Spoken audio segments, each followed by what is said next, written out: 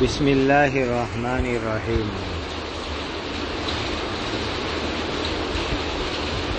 سند کے اندر جو یہ بات آئی تھی کہ بشر ابن محمد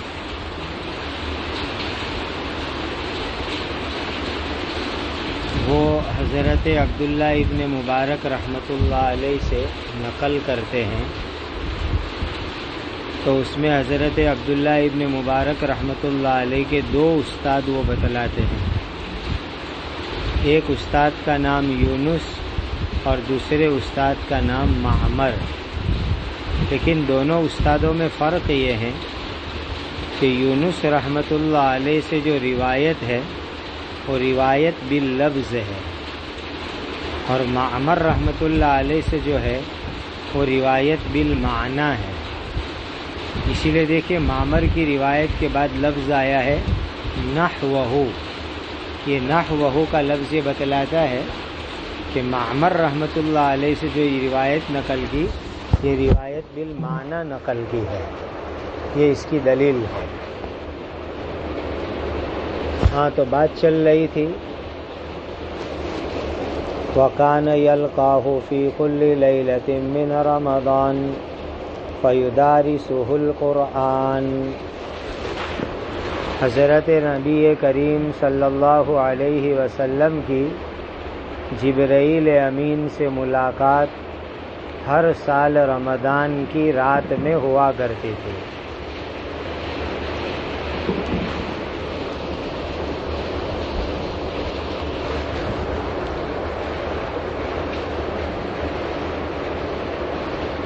ہر سال رمضان کی رات میں نبی کریم صلی اللہ علیہ وسلم کی جبرائیل امین سے ملاقات ہوتی تھی۔ فَيُدَارِسُهُ الْقُرْآنَ، قرآن مجید کا دور ہوا کرتا تھا۔ اب یہ دور کتنی مقدار کا ہوتا تھا، اس میں کیا حکمت ہے، کیا فوائد ہے؟ تو پہلی بات یہ سمجھو کہ جتنا قرآن نازل ہو چکا ہوتا تھا اسی مقدار کا دور ہوتا تھا۔ اسی لیے کہ قرآن مجید تو تقریباً 23 سال میں نازل ہوا، تھوڑا تھوڑا کر کے، تو جتنا قرآن مجید نازل ہو چکا ہوتا اس کا دور رمضان میں ہو جاتا تھا۔ نمبر 2،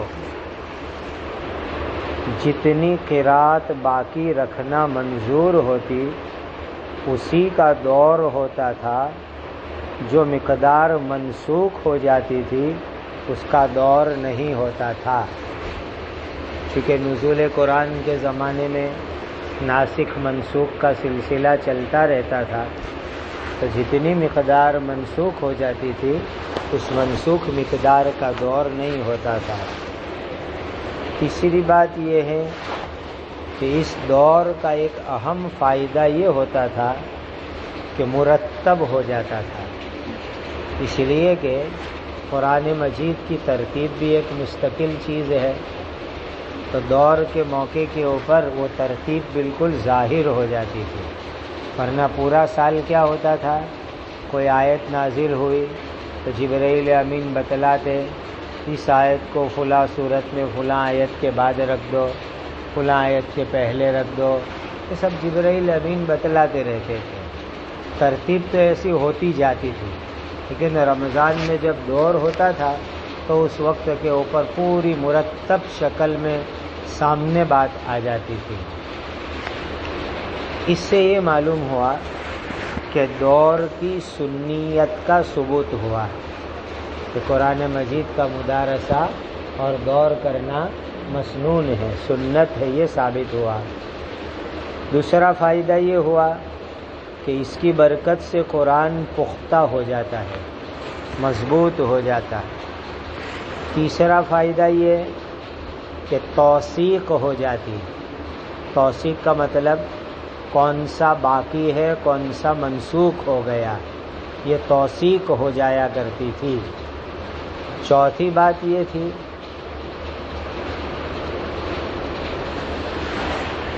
قرآن مجید کے انوارات پوری امت کو پہنچانا اس میں مقصود تھا، اسی لیے کہ کتنے سارے انوار جمع ہوتے، قرآن مجید کا نور، نبی کریم صلی اللہ علیہ وسلم کا نور، حضرت جبرائیل امین کا نور، رمضان کا نور، رات کا نور، 5 قسم کے انوارات جمع ہوتے تھے، اور اس 5 قسم کے انوارات سے امت کو مستفید کرنا تھا، مالا مال کرنا تھا، اس لیے یہ مدارسہ کا سلسلہ رہا۔ یہ سب حکمت تھی فیدارسہ القرآن کی۔ فلرسول اللہ صلی اللہ علیہ وسلم فلرسول اللہ صلی اللہ علیہ وسلم اجود بالخیر من الریح المرسلۃ۔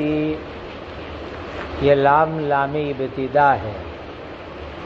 نبی کریم صلی اللہ علیہ وسلم کھلی اور تیز چلنے والی ہوا کے مقابلے میں خیر کے معاملے میں بڑے سخی تھے۔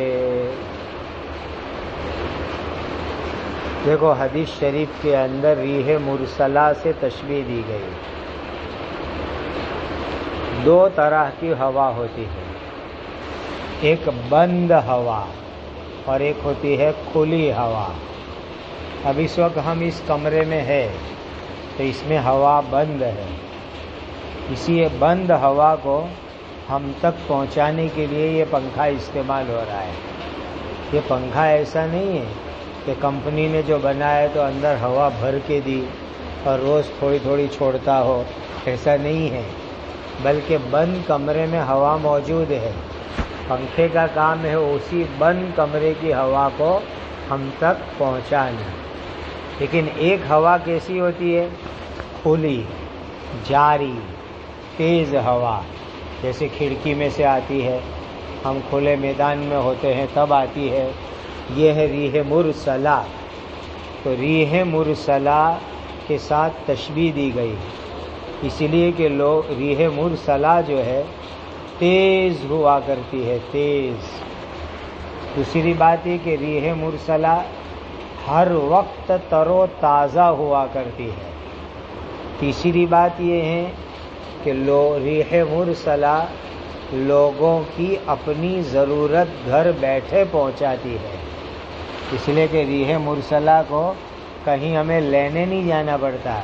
ریح مرسلہ جہاں ہم ہوں گے وہاں آ کر کے ہم کو لگے گی، ہم کو وہ پہنچے گی۔ تو ریح مرسلہ کی خوبی یہ ہے کہ لوگوں کو اپنی ضرورت گھر بیٹھے وہ پہنچاتی ہے۔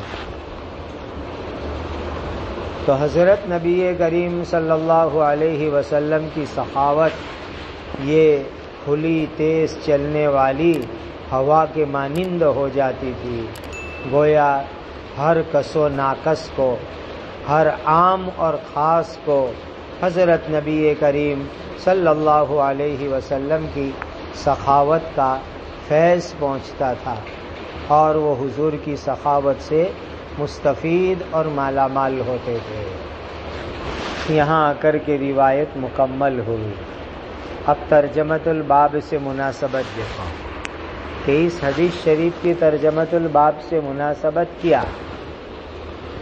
نمبر 1، نبی کریم صلی اللہ علیہ وسلم کے اوصاف عظیمہ کا بیان ہے کہ حضور بہت سخی تھے اور رمضان میں آپ کی سخاوت بڑھ جاتی تھی۔ اوصاف عظیمہ کا بیان ہے۔ وہی جیسی معظم، وہی جیسی عظمت والی چیز، نبی کریم صلی اللہ علیہ وسلم جیسی عظیم اوصاف والی شخصیت پر نازل ہو رہی ہے۔ وہی جیسی عظمت والی چیز نبی کریم صلی اللہ علیہ وسلم جیسی عظمت والے اوصاف والی شخصیت پر نازل ہو رہی ہے۔ تو حضور کے اوصاف عظیمہ تھے، اور ایسے اوصاف عظیمہ والے شخص کے اوپر وہی جیسی عظمت والی چیز نازل ہوتی تھی. تو یہ گویا کہ یہ ربط ہو گیا پہلا. دوسرا ربط سمجھو. رمضان کے اندر دور ہوتا تھا. اس سے لوگوں نے استنباط کیا ہے کہ وہ رمضان ہی میں قرآن اور وحی کا نزول بھی شروع ہوا. جب دور رمضان میں تو اس سے استنباط ہوگا کہ وحی کا نزول بھی شروع ہوا رمضان کے مہینے کے اندر. گویا وحی کے آغاز کی بات اس حدیث میں آ گئی کہ وحی کا آغاز، وحی کی شروعات. اور ترجمۃ الباب کے اندر وحی کا آغاز اور وحی کی ابتدا کی بات ہے. نمبر 3، نبی کریم صلی اللہ علیہ وسلم رمضان کے اندر ہر سال قرآن کا ایک دور کرتے تھے اور زندگی کے آخری سال قرآن کے 2 دور کیے. یہ ہیں کہ وحی کے احکام ہیں، وحی کے حالات ہیں. اور ترجمۃ الباب کا ایک مقصد تھا وحی کے حالات کو بیان کرنا، اور رمضان میں 1 یا 2 مرتبہ دور ہونا یہ بھی وحی کے حالات میں سے ہیں. اس اعتبار سے ترجمۃ الباب کے ساتھ روایت کی مناسبت ہو جائے گی. اب حدیث شریف سے حاصل ہونے والے اسباق. حدیث شریف سے ہمیں کیا کیا سیکھنے کو ملا؟ پہلا سبق تو بتلا دیا تھا کہ بھائی سخی بنو، بخل سے اپنے آپ کو بچاؤ، سخاوت اپنے اندر پیدا کرو. اور سخاوت جو ہے آمد کی مناسبت سے ہو. بھائی جتنی ہماری آمدنی ہے اس مناسبت سے ہم سخاوت کریں. اللہ توفیق دے تو کل آمد کا نصف سخاوت کر دے، اور اس سے بھی کم تو ربع سخاوت کر دے یا 10% سخاوت کر دے. غرض یہ کہ یہ سخاوت کا سبق دیتی ہے یہ روایت. دوسرا یہ کہ رمضان میں اتباع سنت میں سخاوت بڑھا دینی چاہیے. تیسری بات یہ معلوم ہوئی کسی اللہ کے نیک اور صالح بندے سے ملاقات ہو تو اس کے شکرانے میں بھی سخاوت کو بڑھا دینی چاہیے. یہ بھی ایک سخاوت کو بڑھانے کا موقع ہے. جیسے کہ بھئی آپ کے یہاں کوئی بزرگ آ گئے تو آپ نے دروازہ کھول دیا، بھئی حضرت کے ساتھ جو بھی آوے آج میرے یہاں کھانا کھا لو، 50 آوے کہ 100 آوے جو بھی آوے کھانا کھا لو. یہ بھی ایک شکرانے کی ترتیب ہے. چوتھا سبق یہ ملا کہ قرآن مجید کا دور کرتے رہنا چاہیے. پانچواں سبق قرآن پکا یاد ہونا چاہیے. چھٹا سبق تکرار اور مدارسہ ہونا چاہیے. چھٹا سبق نیک لوگوں کی ملاقات کے اچھے اثرات ہوتے ہیں، اسی لیے ہمیں نیک لوگوں کی ملاقات اور صحبت کا اہتمام کرتے رہنا چاہیے. جی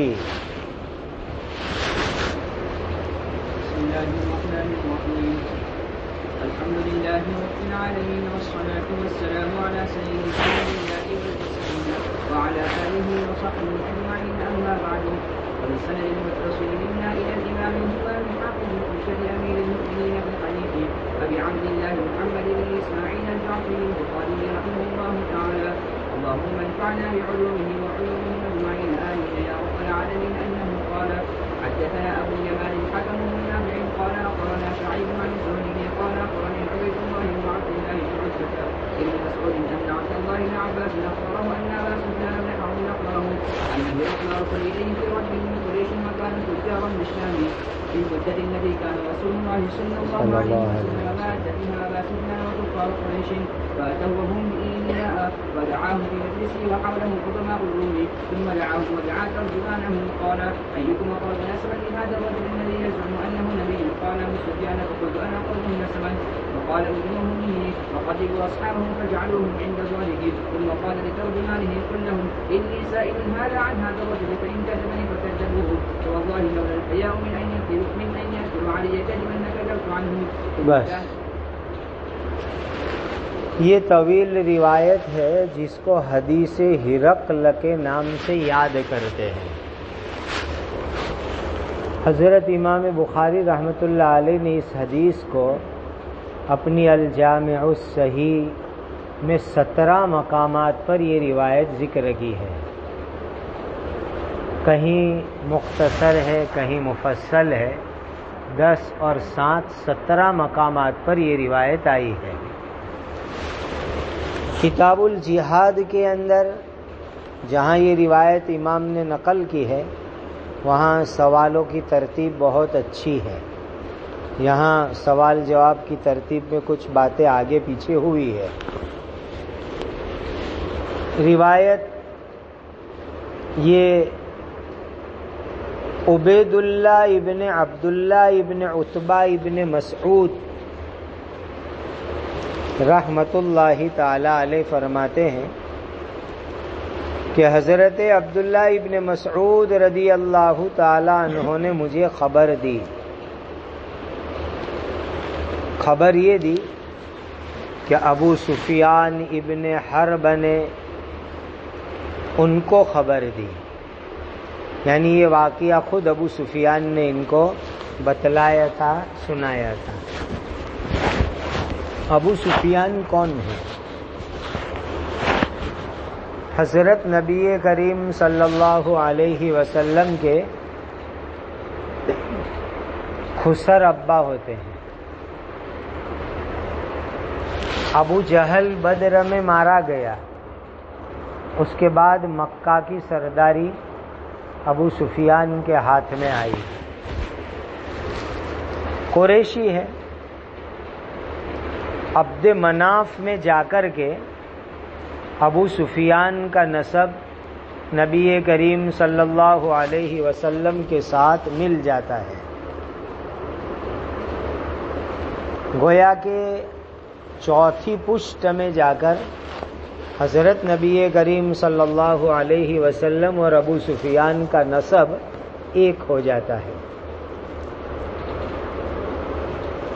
ان کا نام صخر تھا، صخر، اور ابا کا نام حرب تھا۔ وہ زمانہ تھا ایسے ایسے ڈینجر نام رکھتے تھے۔ بیٹے کا نام صخر اور باپ کا نام حرب۔ پتھر چٹان جمع ہوئے تو حرب نہیں ہوئے تو اور کیا ہوئے؟ تو اس طریقے سے یہ نام تھا، اور ابو سفیان ان کی کنیت تھی۔ دوسری کنیت یہ نبی کریم صلی اللہ علیہ وسلم کے خسر ہوتے ہیں، حضرت ام حبیبہ رضی اللہ تعالی عنہا کے والد ہوتے ہیں۔ نبی کریم صلی اللہ علیہ وسلم کے بہت کٹر دشمن تھے یہ ابو سفیان، لیکن جیسے ہی نبی کریم صلی اللہ علیہ وسلم کی ان کی بیٹی حضرت ام حبیبہ سے نکاح ہوا تو ڈھیلے پڑ گئے، اسی لیے کہ اب تو دامادی رشتہ ہو گیا، اور داماد کے ساتھ کون گرم رہے گا، پھر تو نرم رہنا ہی پڑے۔ اسی لیے نکاح ہونے کے بعد ابو سفیان تھوڑے ٹھنڈے پڑ گئے۔ اور دیکھیے حضرت نبی کریم صلی اللہ علیہ وسلم نے جو نکاح فرمائے متعدد، تو اس میں متعدد حکمتیں تھیں، الگ الگ حکمتوں کے پیش نظر آپ نے متعدد نکاح فرمائے۔ ایک حکمت تھی اس میں سیاسی مصلحت، حکومتی مصلحت۔ یہ جو حضرت ام حبیبہ رضی اللہ تعالی عنہ سے نکاح ہوا اس میں سیاسی اور حکومتی مصلحت کار فرما تھی۔ ظاہر بات ہے کہ یہ مکہ کے لیڈر ہیں، ان کی بیٹی ایمان لے آئی تو پھر نبی کریم صلی اللہ علیہ وسلم کا نکاح ہو گیا، تو نکاح ہوتے ہی مکہ کے لیڈر صاحب ٹھنڈے ہو گئے۔ کتنا بڑا فائدہ ہو گیا کہ ان کی عداوت اور دشمنی جو پہلے اتنی تیز و ترار تھی، یہ نکاح ہوتے ہی وہ دشمنی میں کمی آ گئی۔ اسی لیے آپ صلی اللہ علیہ وسلم کا یہ نکاح بڑی حکمتوں پر مبنی تھا۔ حضرت ام حبیبہ کا پہلا نکاح ہوا تھا عبید اللہ ابن جہش سے، اور پھر شروع میں جو کٹھن حالات آئے تو حبشہ کی طرف لوگوں نے ہجرت کی، تو عبید اللہ ابن جہش اور حضرت ام حبیبہ نے بھی حبشہ کی ہجرت کی تھی. لیکن حبشہ جانے کے بعد وہاں کسی عیسائی عورت سے عبید اللہ ابن جہش کا معاشقہ ہو گیا، اور معاشقے کے نتیجے کے اندر وہ نعوذ باللہ مرتد ہو گیا اور عیسائی بن گیا. ظاہر بات ہے کہ مرتد بن گیا، عیسائی بن گیا، اسی لیے حضرت ام حبیبہ رضی اللہ تعالی عنہ سے نکاح ٹوٹ گیا، ختم ہو گیا. تو پھر آپ صلی اللہ علیہ وسلم کے ساتھ ان کا نکاح ہوا. اسی لیے ان کا نکاح مہر سب سے زیادہ ہے.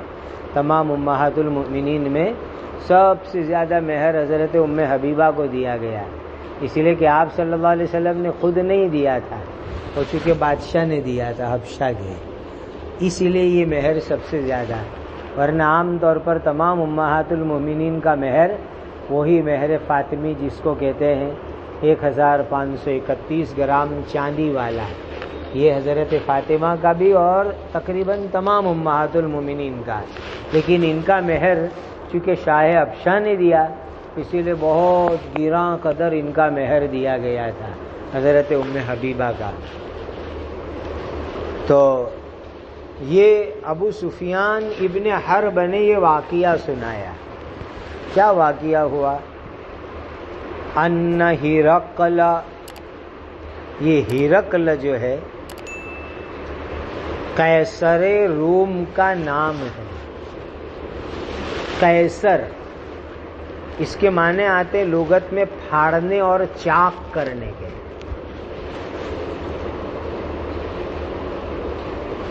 قیاصرہ اس کی جمع آتی ہے، قیصر قیاصرہ.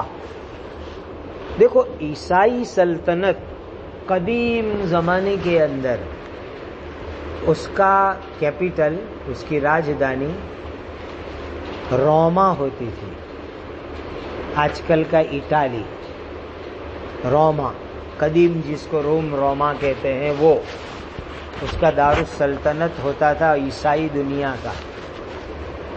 پھر ان کی دو شک ہو گئی، دو حصے الگ الگ ہو گئے.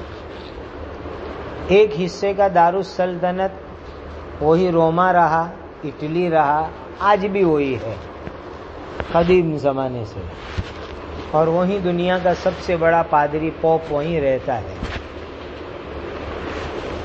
عیسائی دنیا میں جو دو حصے ہوئے تو دوسرے حصے کا دارالسلطنت بن گیا قسطنطنیہ، آج کا استنبول.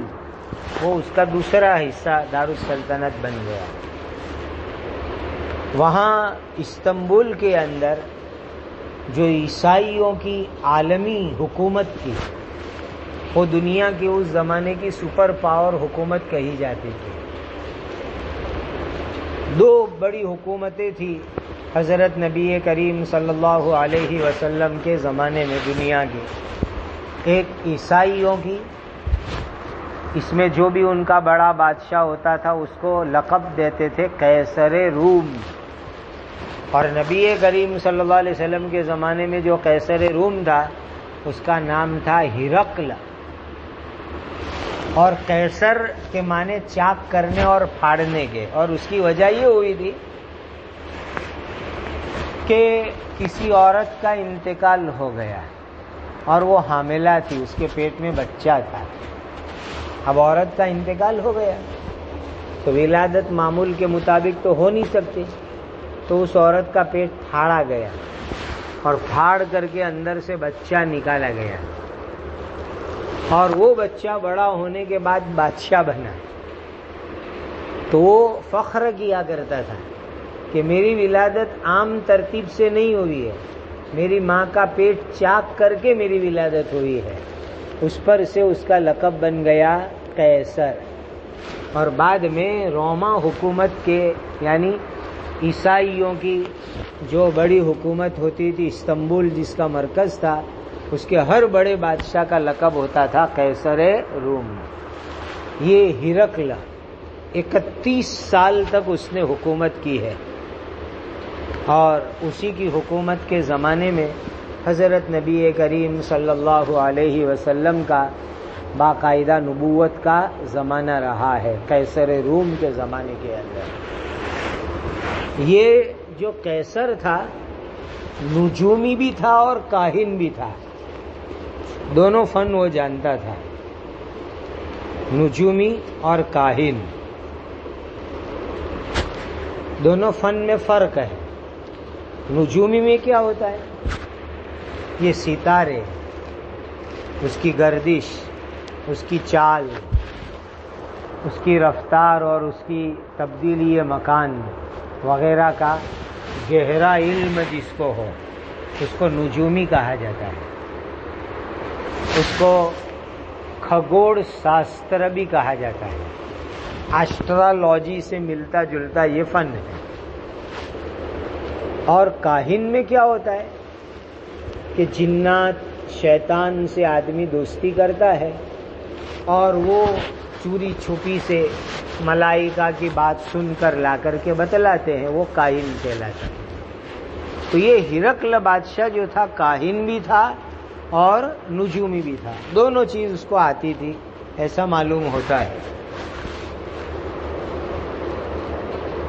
یہ ہرقل کا معاملہ بڑا عجیب ہے۔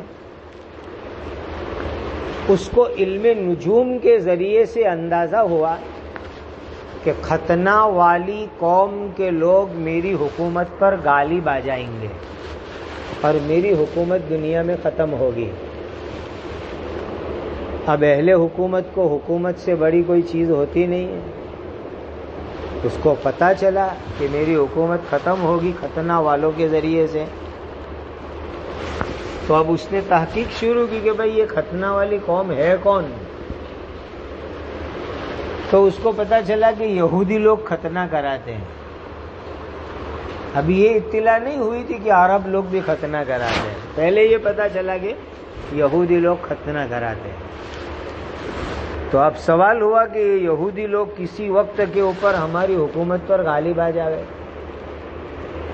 اور ہم مغلوب ہو جائے، تو کہا اس کی تدبیر یہ ہے کہ جہاں جہاں یہود بستے ہیں اور جہاں جہاں یہ ہیں ہر جگہ اپنی حکومت میں آرڈر دے دو کہ ان کو قتل کرنا چالو کر دو، تاکہ سب یہودی قتل کر دیے جائے اور کوئی یہودی ہماری حکومت پر غالب نہ آ سکے۔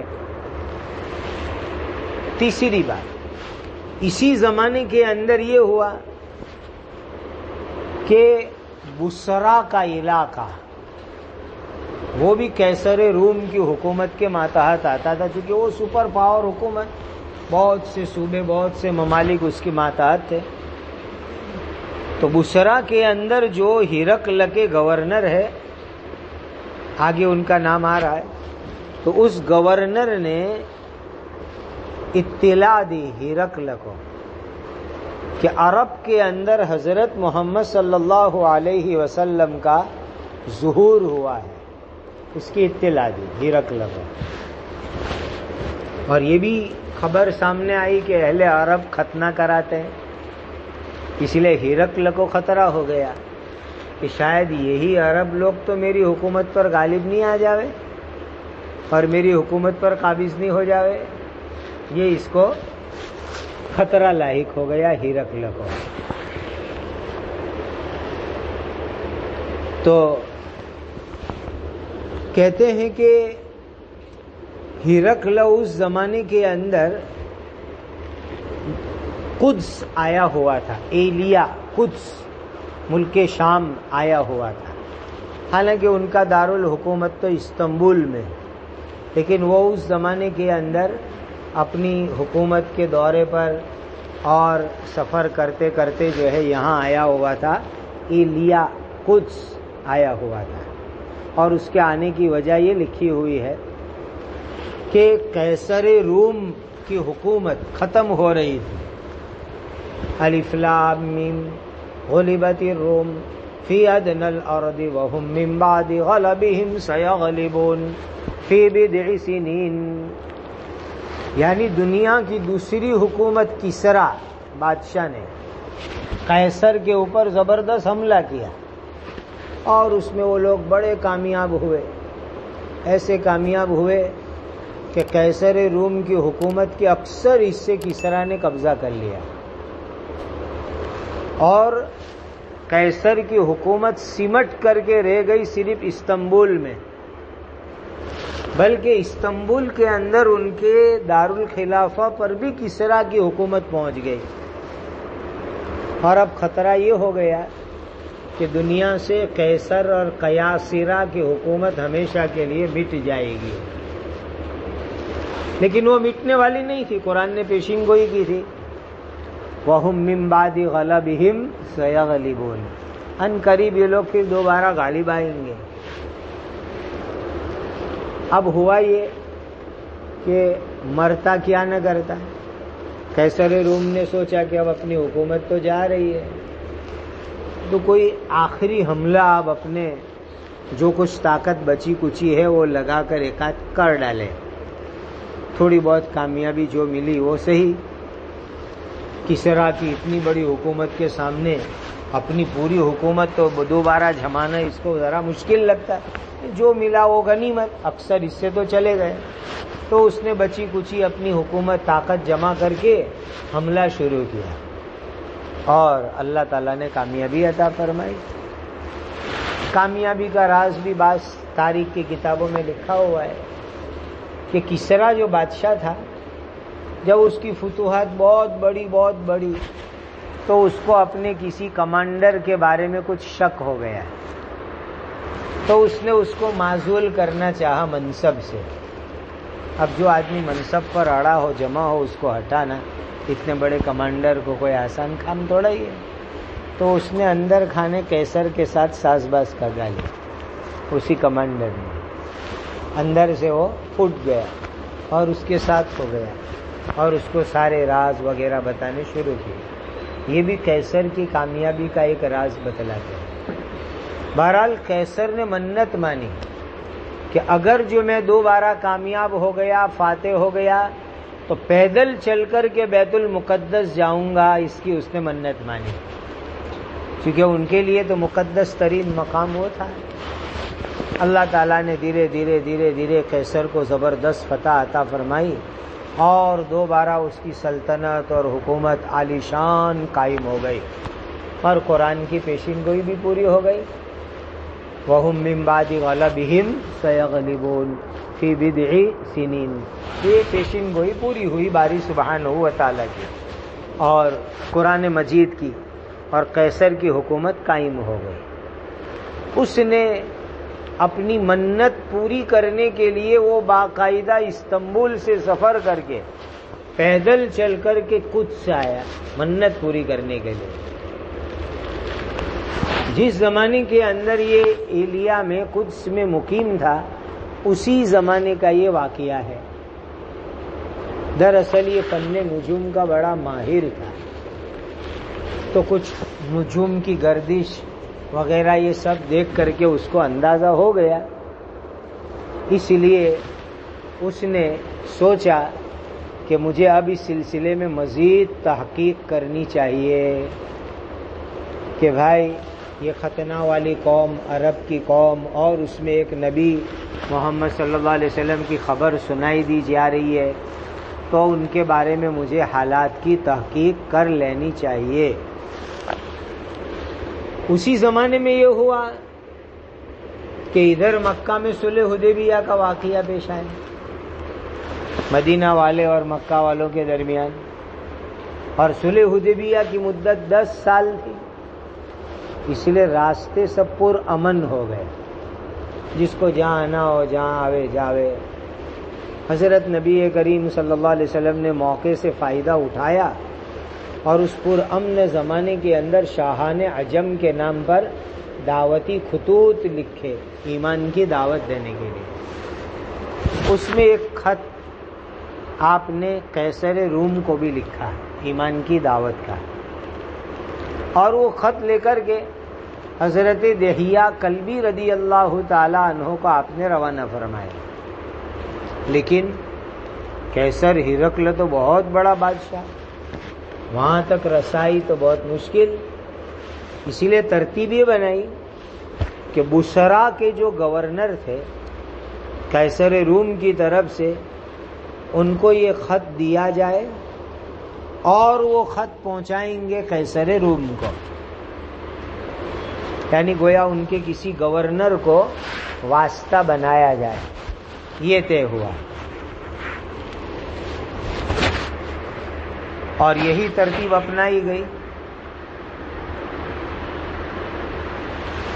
اب یہ خط جس زمانے کے اندر پہنچا، ہرقل بادشاہ بہت ہوشیار تھا، اس نے سوچا کہ جس آدمی کی طرف سے خط آیا ہے، یعنی نبی کریم صلی اللہ علیہ وسلم کی طرف سے، ان کا خط پڑھنے سے پہلے یہ آدمی کون ہے، ان کا کیا تعارف ہے، کیا ان کا خاندان ہے، کیا ان کے اخلاقی حالات ہیں، وہ سب مجھے معلوم کرنے چاہیے، پھر میں خط پڑھوں ان کا۔ یہ بھی اس کی ذہانت اور فطانت کی بات ہے کہ جس شخص کی طرف سے میرے اوپر خط آیا ہے، پہلے میں ان کے حالات کی تحقیق کر لوں، یہ ہے کون شخص۔ اس لیے کہ وہ بھی یہ سمجھتا تھا نا کہ دنیا مجھے جانتی ہے کہ میں دنیا کا بہت بڑا بادشاہ ہوں، اور میرے نام پہ خط لکھے، اس لیے مجھے سوچنا چاہیے لکھنے والا ہے کون۔ اسی لیے اس کو تحقیق مطلوب تھی، حضرت نبی کریم صلی اللہ علیہ وسلم، اور تحقیق کے لیے سب اسباب جمع ہو گئے تھے۔ ایک تو علم نجوم کے ذریعے اس کو پتا چلا کہ بھائی ختنہ والی قوم میری حکومت پر غالب آ جائے گی، ختنہ والی ایک قوم یہود، ان کے لیے انہوں نے وہ علاج سوچا قتل والا۔ اسی درمیان اطلاع ہوئی کہ عرب میں ایک محمد صلی اللہ علیہ وسلم کے نام کے آدمی نبوت کے مدعی کھڑے ہوئے، اور وہ لوگ بھی ختنہ کراتے ہیں عرب کے لوگ، لہذا ہو سکتا ہے یہی لوگ ہماری حکومت پر غالب آ جاوے۔ اور آپ صلی اللہ علیہ وسلم کا خط مبارک بھی پہنچا، تو کہ بھائی اب تو ان کی تحقیق کرنی چاہیے۔ تو تحقیق کرے تو کیسے کرے؟ کوئی قریبی آدمی ہو، ان کا جان پہچان والا ہو، اس سے تحقیق کرے کہ یہ آدمی کون ہے۔ اللہ تعالیٰ کی شان، ابو سفیان اس وقت ابھی ایمان نہیں لائے تھے، لیکن تجارتی غرض سے وہ اسی دور میں ملک شام گئے ہوئے تھے، چونکہ قریش کی عادت تھی سالانہ 2 تجارتی سفر کی، رحلت الشتاء والصیف، ایک یمن کا ہوتا تھا اور ایک ملک شام کا سفر ہوتا تھا تجارت کا۔ تو ابو سفیان تجارت کی نیت سے گئے ہوئے ملک شام، اور اسی زمانے کے اندر ہرقل نے یہ کہا کہ بھائی مجھے وہ مدعی نبوت یا جن کی طرف سے یہ خط آیا ہے ان کے حالات کی تحقیق کرنی ہے، لہذا بھائی معلوم کرو کوئی ان کا جان پہچان والا ہے جو ان کو جانتا پہچانتا ہو۔ یہ اس نے اپنے وزیروں سے کہا، اور انہوں نے تحقیق کرائی، تو پتہ چلا کہ ابھی ابھی مکۃ المکرمہ سے ایک تجارتی قافلہ یہاں آیا ہوا ہے، انہی کے شہر کا۔ تو کہا اس سے بڑا اچھا موقع کیا ہو سکتا ہے کہ ان کے شہر کا تجارتی قافلہ آیا ہے، انہی کو بلاوے اور ان کو بلا کر کے ان سے حالات کو معلوم کرے کہ یہ شخص جو مدعی نبوت ہے یہ کون ہے، ان کے حالات کیا ہے، ان کی زندگی کیا ہے۔ اس لیے انہوں نے ابو سفیان کو اور ان کے ساتھیوں کو دربار میں بلایا۔ یہ ہوا پس منظر ابو سفیان کو ہرقل کے دربار میں حاضری کا۔ ان ہرقل ارسل الیہ فی رکب، یہ جو قافلہ جس میں ابو سفیان تشریف لے گئے تھے تقریباً 30 اور ایک قول کے مطابق 20 افراد تھے، 30 یا 20 تاجروں کا یہ قافلہ تھا، مکۃ المکرمہ سے گیا تھا۔ ہرقل نے قریش کی ایک جماعت کے ساتھ ان کے پاس بلاوا بھیجا۔ ہرقل نے کہلوایا ہے کہ بھائی تم سب لوگ آؤ میرے دربار میں، مجھے تم سے کچھ بات چیت کرنی ہے۔ اور ابو سفیان اس کے امیر تھے۔ وَقَانُوا تُجَّارًا، اور یہ لوگ اس وقت تجارت کے لیے گئے ہوئے تھے اور غزہ میں مقیم تھے۔ غزہ بھی ملک شام کا ایک حصہ ہے۔ وَقَانُوا تُجَّارًا بِالشَّامِ، وہ لوگ ملک شام تجارت کے لیے گئے ہوئے تھے اور غزہ میں مقیم تھے۔ فی المدت التي كان رسول اللہ صلی اللہ علیہ وسلم ماد فیہا، ماد دو معاملہ کرنے والوں کے درمیان کے اندر جو امور طے ہو اس کے لیے یہ مادہ کا لفظ استعمال ہوتا ہے. مثلا دو آدمی خرید و فروخت کرے، دو آدمی اجارہ استجارہ کرے اور آپس میں مدت، ثمن، اجرت یہ سب چیزیں طے کرے، اس کے لیے لفظ استعمال ہوتا ہے. یہاں مراد ہے صلح حدیبیہ کہ جس زمانے کے اندر مکہ والوں میں اور نبی کریم صلی اللہ علیہ وسلم کے درمیان صلح حدیبیہ ہوئی تھی، اسی زمانے کے اندر یہ واقعہ پیش آیا. اور یہ 10 سال تک جنگ بندی کی صلح تھی. صلح حدیبیہ کی جو دفعات لکھی گئی تھی اس میں 10 سال جنگ بندی کہ مدینہ اور مکہ والے 10 سال تک آپس میں لڑیں گے نہیں. تو ہوئی 10 سال. اب سن 6 ہجری میں صلح حدیبیہ ہوئی تو سن 16 تک آپس میں جنگ بندی کا معاہدہ ہوا تھا. اور اسی دور میں جنگ بندی میں جب راستے پر امن ہو گئے تو نبی کریم صلی اللہ علیہ وسلم نے موقع کو غنیمت سمجھ کر جو ہے دعوتی خط بھی بھیجا. اور یہی زمانہ تھا جس میں ابو سفیان پہنچے. فیہا ابا سفیان و کفار قریش، قریشی کافر اور ابو سفیان کے ساتھ جو مصالحت ہوئی تھی اسی زمانے کی بات ہے. اب ابو سفیان اور ساتھیوں کو تو مزہ آ گیا کہ وہ تو گئے ہوئے تھے تجارت کی غرض سے، اور دنیا کا ایک بہت بڑا بادشاہ قیصر روم ان کو خود سے بلاوے کہ آپ آئیے مجھے کچھ بات کرنی ہے. تو وہ تو خوش دربار میں حاضر ہوئے. فَأَتَوْهُ، لہذا ابو سفیان اور قافلے کے لوگ ہرقل کے دربار میں پہنچے. وَهُمْ بِإِلْيَاءَ، ہم ہرقل اور اس کے ساتھی لوگ اس زمانے میں ایلیا آئے ہوئے تھے. یروشلم کا قدیم نام ہے ایلیا. قدس، بیت المقدس جہاں مسجد اقصی واقع وہ علاقہ. اور جیسا کہ آپ کو بتلایا منت پوری کرنے کے لیے ہرقل وہاں پہنچے ہوئے تھے. فدعاہم فی مجلسہ، ہرقل نے ان کو بلایا اپنی مجلس کے اندر. اب 2 مرتبہ آیا نا بھائی بلانے کا تذکرہ، پیچھے بھی تذکرہ آ گیا اور یہاں بھی تذکرہ آیا. یہ 2 بار بلانے کا کیا مطلب؟ تو سمجھو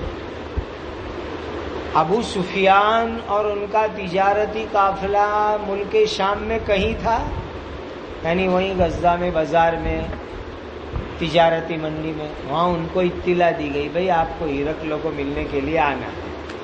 یہ ہوا پہلی مرتبہ کا بلاوا. پھر جس وقت پر ان کو بلایا دوسرے تیسرے دن وقت مقررہ پر، اور یہ لوگ دربار میں وہاں پہنچے محل پر، تو محل پر پہنچتے ہی یہ دنیا یہ تھوڑا ہی کہ بھئی ایسے ہی چلے گئے، یہ تو شاہی دربار ہے، وہاں جا کے انتظار کرنا پڑے گا. پھر جب وقت آئے گا تب ان کو اندر بلایا جائے گا. تو دوسری مرتبہ بلائے جانے کا مطلب کیا؟ جب محل پر یہ پہنچ چکے تھے تو پھر بادشاہ کی محفل کے اندر ان کو دوسری مرتبہ بلایا گیا. تو اول بلانے کا مطلب جو ان کو اطلاع دی گئی کہ آپ کو ہرقل کو ملنے کے لیے فلاں وقت پر آنا ہے. پھر جب یہ لوگ محل پر پہنچ گئے تو اس وقت کے اوپر ان کو پھر اندر محفل میں مجلس میں طلب کیا گیا، اور باقاعدہ ہرقل نے مجلس سجائی، پوری مجلس کا اہتمام کیا، دیوان خاص لگایا اس نے. وَحَوْلَهُ عُظَمَاءُ الرُّومِ، روم کے بڑے بڑے کمانڈر اور جنرل لوگ بھی اطراف میں ارد گرد شان بان سے بیٹھ گئے اور اب دربار لگا. ثُمَّ دَعَاهُمْ وَدَعَا تُرْجُمَانَهُ، یہ آ گیا دوسری مرتبہ کا دعا، یعنی کہ اندر باقاعدہ محفل کے اندر سب کو حاضر کیا گیا اور ترجمان کو بلایا گیا. دونوں طریقے سے لفظ پڑھا جاتا ہے، ترجمان، ترجمان. معلوم ہوتا ہے کہ ہرقل کو عربی زبان آتی نہیں تھی، ابو سفیان کو ہرقل کی زبان نہیں آتی تھی، اسی لیے بیچ میں ٹرانسلیٹر کی ضرورت پڑی کہ بھائی بلاؤ ترجمان صاحب کو بھی، اور ترجمان کو بلا کر کے آپس کی بات چیت کا وہ ان کی بات ان کو سمجھاوے، ان کی بات ان کو سمجھاوے، اور پورا دربار لگایا گیا۔ فقال، ہرقل نے پہلا سوال کیا ایکم اقرب نسبا بهذا الرجل الذي يزعم انه نبی، بتاؤ یہ 30-20 آدمی کا جو تجارتی قافلہ آیا ہے نا، اس میں سے کون ہے جو اس شخص سے قریبی نسب رکھتا ہے جس کا دعویٰ یہ ہے کہ وہ اللہ کا نبی ہے؟ یعنی تم سب مکہ کے رہنے والے ہو، تو ایک بستی میں رہتے ہو، تو تمہارا اس مدعی نبوت سے رشتہ اور تعلق ہوگا۔ تو یہ 30-20 افراد میں کون ایسا شخص ہے جو ان سے سب سے زیادہ نزدیکی رشتہ رکھتا ہو؟ اب ظاہر بات ہے کہ سب سے زیادہ قریبی رشتہ ابو سفیان ہی کو تھا۔ قال ابو سفیان فقلت انا اقربهم نسبا، ابو سفیان نے کہا کہ میں نے کہا کہ میں ہی ان سے سب سے زیادہ قریب نسبی رشتے والا ہوں۔ بھلے مکہ میں دشمن ہوئے لیکن پردیس میں بات ہو رہی ہے، اس لیے وہاں رشتہ داری بھی بتانی پڑے گی، جان پہچان بھی بتانی پڑے گی، سب کچھ بتانا پڑے گا۔ تو کہا میں اس مدعی نبوت کے ساتھ سب سے زیادہ نسب میں قریب ہوں۔ اب دیکھو ہرقل کی ہوشیاری اور چالاکی، کیا کہنے لگا؟ اس کو میرے قریب کرو، یعنی ابو سفیان کو میرے قریب لاؤ، میں قریب کر کے اس کو سوال کرتا ہوں۔ وقربوا اصحابہ، اور اس کے ساتھیوں کو اس کے قریب کرو۔ فجعلوہم عند ظہرہ، تمام ساتھیوں کو پیٹھ کی طرف بٹھا دیا۔ دیکھو ہرقل کی ہوشیاری، سمجھو ہرقل بادشاہ یہاں بیٹھا اپنے تخت کے اوپر، تو ابو سفیان کو یہاں سامنے بٹھایا، اور باقی قافلے کے ساتھی کو ابو سفیان کی پیٹھ کے پیچھے بٹھایا۔ کیوں ایسی ترتیب اپنائی؟ وہ ابھی آگے کہہ رہا ہے۔ ہرقل نے یوں کہا ساتھیوں کو، دیکھو میں یہ تمہارے لیڈر ہیں نا ابو سفیان، ان کو ابھی کچھ سوالات کروں گا، یہ کہیں بھی جھوٹ بولے نا تو تم پیچھے سے مجھے بتا دینا کہ یہ ٹھوکا اس نے، اسی لیے کہ تم سامنے بیٹھو گے اس کی نظر کے، اور یہ تمہارا سردار آدمی ہے، تو تم اس سردار کی سرداری کے لحاظ میں اس کی تکذیب اور تردید نہیں کر سکو گے، اس لیے سب تم پیچھے بیٹھو، تاکہ اس کو یہ نہیں ہوئے کہ کس نے مجھے جھٹلایا تھا، بعد میں وہ بدلہ اور انتقام بھی نہ لے سکے۔ اس لیے ہرقل نے دربار میں یہ ترتیب اپنائی، خود بیٹھا، اس کے کمانڈر لوگ بیٹھے، وزراء بیٹھے، سامنے ابو سفیان کو بٹھایا اور پیچھے باقی قافلے کے ساتھی کو بٹھایا۔